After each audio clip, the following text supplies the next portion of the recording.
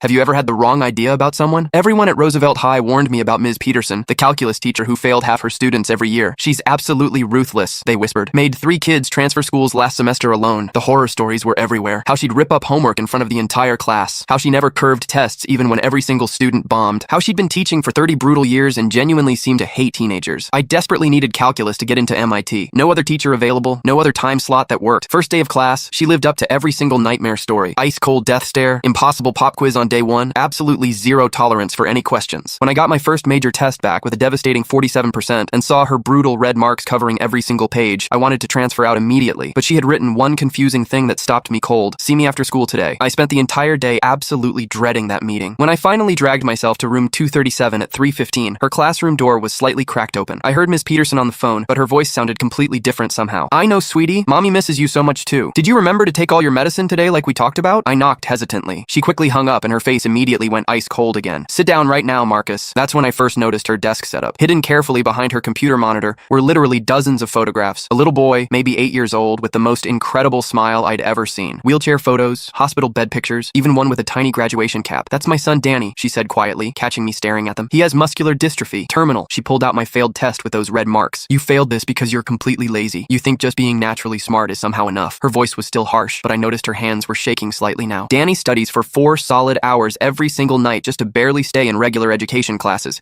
He'll never walk normally, never run around, never get to be careless about absolutely anything in his entire life. And here you are, completely wasting your perfectly healthy brain. For the next 2 grueling months, she absolutely destroyed me academically. Made me redo every single problem until it was absolutely perfect. No shortcuts allowed, no excuses accepted ever. But very slowly, something finally clicked into place. One random day after school, I saw her in the faculty parking lot carefully lifting a small wheelchair into her beat-up minivan. A boy with Danny's exact same incredible smile was already buckled into the front passenger seat, waving enthusiastically. Hey mom, is that your famous calculus student? He asked excitedly, waving directly at me. Yeah buddy, that's Marcus we talk about. Tell him I said good luck on MIT applications. She saw me watching this whole interaction. He follows all my students' progress religiously, actually cheers out loud when they succeed at anything. Her voice cracked slightly for the first time ever. Why are you so incredibly hard on all of us? I finally asked. Because the real world will be infinitely harder than I could ever be. And also because Danny would literally give anything to have your exact chances. On college acceptance day, I got into MIT with early admission. I immediately ran to tell her first before anyone else. She simply nodded once and said, "Don't you dare waste it." But when I left her classroom, I heard her on the phone again. Danny, guess what incredible news?